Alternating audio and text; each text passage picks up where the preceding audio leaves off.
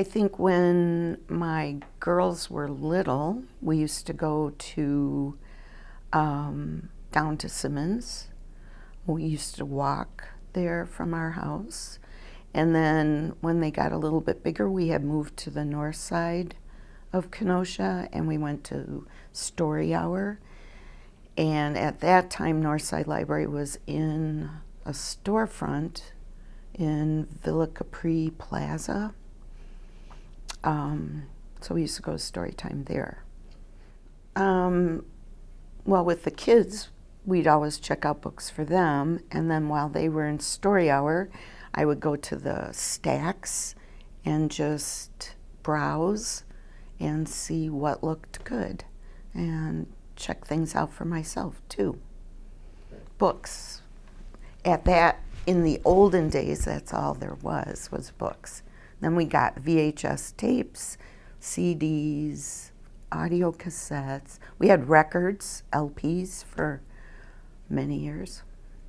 They were cool. They were really fun. The people that do the story times are perfectly suited for that job. They like to be silly, they're funny, they have a good time, and then the kids do too. Originally a graphic artist, and then when I had my daughters, I worked from home for a while, and then I was a lunch lady, and then I was a Girl Scout leader, and one of the co-leaders worked at the library. So I asked her, how do you get a job at the library? And she told me, at that time you had to take a competency exam. So I took the exam and I got in. And I started at Simmons. It was in circulation, worked the checkout desk, help patrons with fines and issues. And at that time when I started at the Simmons Library, it was the main reference library. So we answered the phone for the entire system and then transferred calls to whatever branch they wanted to speak to. And so we did that, and then we did a lot of shelving and filing and all of that stuff. That was how you used to find a book. It was generally in a big cabinet in long drawers, and you would look for your book. If you wanted to find like a nonfiction book, you would look in the subject headings, and then you could go and find the Dewey Decimal number and then go to the shelves and find your book. So when the computers came, there was no more card catalog because it was all on the computer. Just the actual checking in, checking out, processing holds for people, taking fines, that sort of thing. At that time, our duties were pretty much divided. There were reference people, and there were circulation people, and there were support services people. So we didn't really do any reference work at that time when I first started. Sort of like a Pocket. Mm-hmm. And how do you go about checking them out? Well, then you would link their card with the pocket, and you would check it out, stamp it, check it out with the due date. We had all of the microfilm and microfiche there, so we had a lot of people that did research came down to the Simmons Library to use those resources. And then we did have people come in and check out the architecture because it was designed by Daniel Burnham, who also designed, I think it was the Museum of Science and Industry in Chicago. And so there was, at one point in time, they were going to actually tear down that library, and the public rallied and protested. And so then about, I would say, the early 90s, mid 90s, they did a restoration. So put in period lighting, did all of the painting that you can still see today, put in time correct furniture, the big oak tables and chairs and all. So enough people. We did a big read back in 2013. That was Edgar Allan Poe. And there were enough staff members that had had strange experiences down at the Simmons Library that we decided to have a haunted Simmons tour. And so I think that was the first time that we did that. And when we do the tour, I always tell a story that happened to me. But I wasn't the only one that had experiences. There were a lot of my coworkers also had experiences. And as far as I know, from speaking to the people that work there today, they're still having unexplained things happen.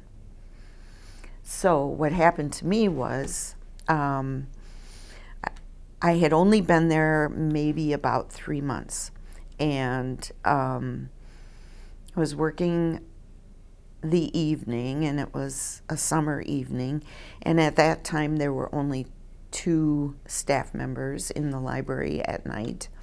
And so I was working with another librarian named Bruce, and it got to be 8 o'clock, and we decided to get ready to close the library. So we did all of our closing procedures.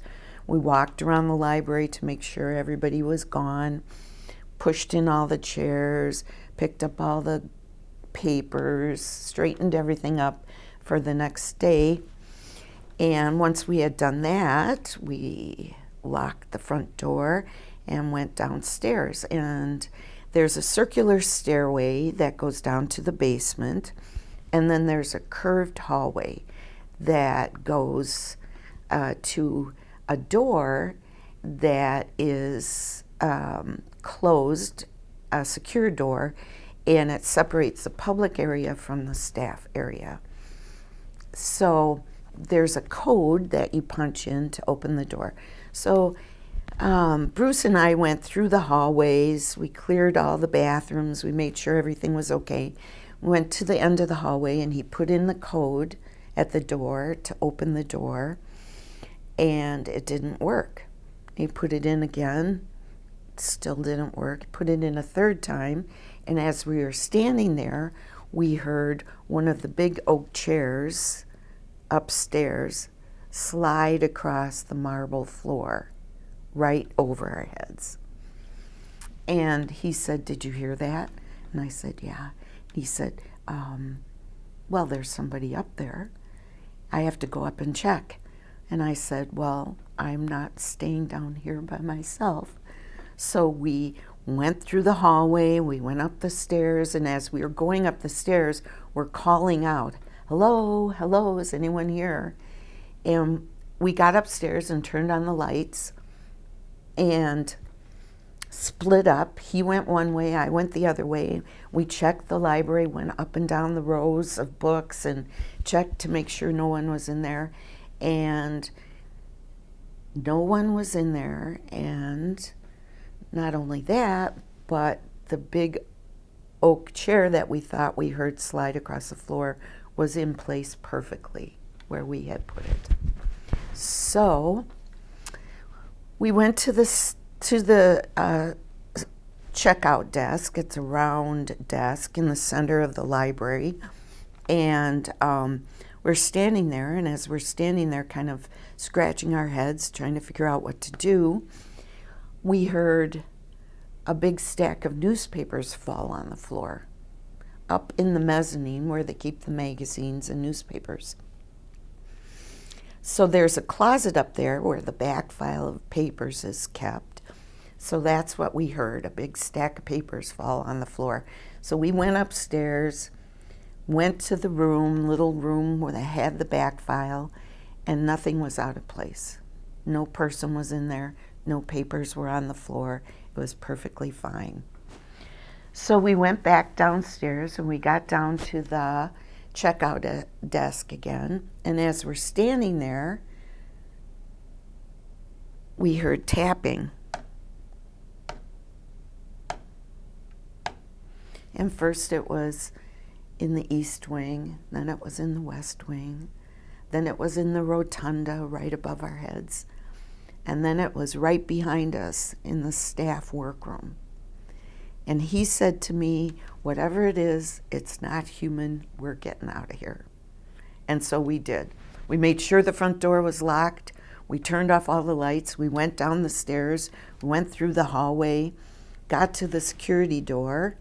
He put in the code and it opened right up. So we went outside, went through the basement, got outside, and we're standing in the parking lot. And I looked over at him, and his eyes were big as saucers. And he said, "What was that?" And I said, I have no idea. And he said, "You know, it's one of those things that if someone hadn't been there to hear it with you, you wouldn't believe it." So he went to his house, I went to my house, and all night I was worried that we had locked some poor citizen in the library overnight. And I had to work the next morning, first thing. So I got to work, and the boss was there, and I asked her, "Was everything okay when you opened the library this morning?" And she said, "Yeah, fine, why?" And I just kind of said, "Well," and she said, "You heard something?" I said, "Yeah." And she said, "Oh, you heard the ghost." So apparently I wasn't the only one that had heard this.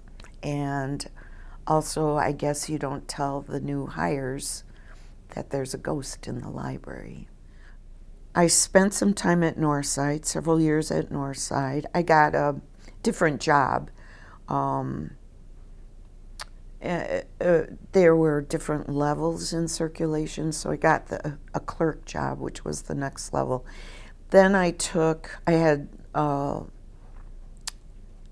Northside, I went back to Simmons, and then in 2000, I want to say 3, I got a full-time job in the reference department.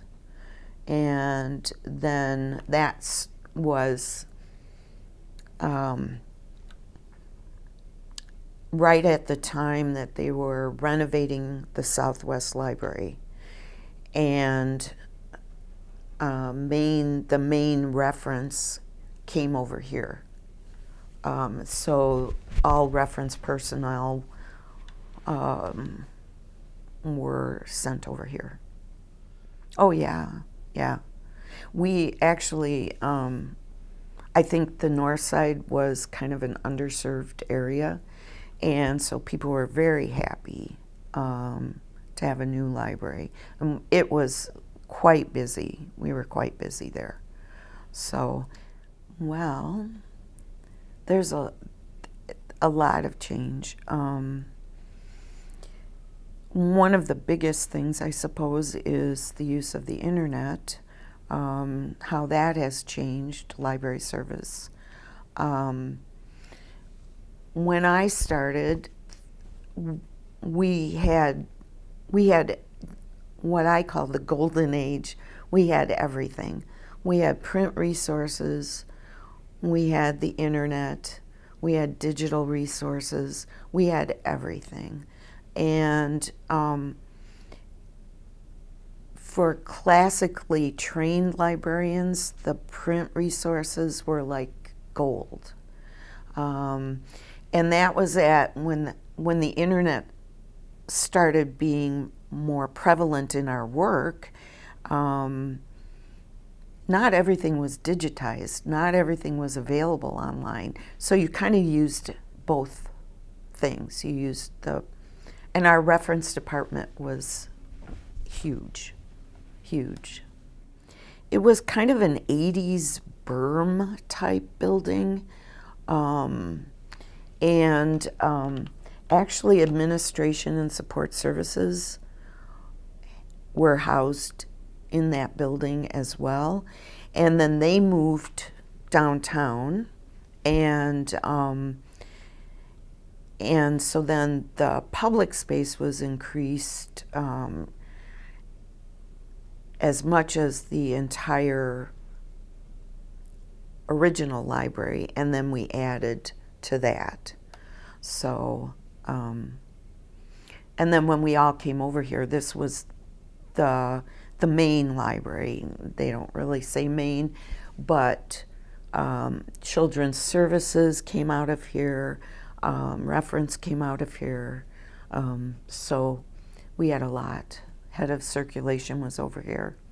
Oh yeah, yeah. Both of my daughters are great readers, voracious readers. I don't know how many. Emily reads 100-some books a year, and so she has her degree in art. My other daughter has her degree in film. So they're both very artistic people, and it just seemed like a natural fit for her to come over here and work with her love of reading and books and all. So she's been here, I don't know, 14 years maybe. Were you working at the same time? Really? Yeah. That must have been something. Yeah. We had Thursday nights together, so that was fun. But yeah, we did work at the same time. Yes, I do. I go to Northside for the Classic Book Club, which is cool, and try to go to programs if I can. Or so yeah. I don't. I think some people don't realize what a great place it is. You get books for free. You get digital resources, the internet. You get help with anything you want help with. If you are trying to renew your green card, or trying to apply for a job, or trying to do a resume, or you're looking for the next good book to read, it's all here. You want to take your kids to a great program in the children's department, it's all here.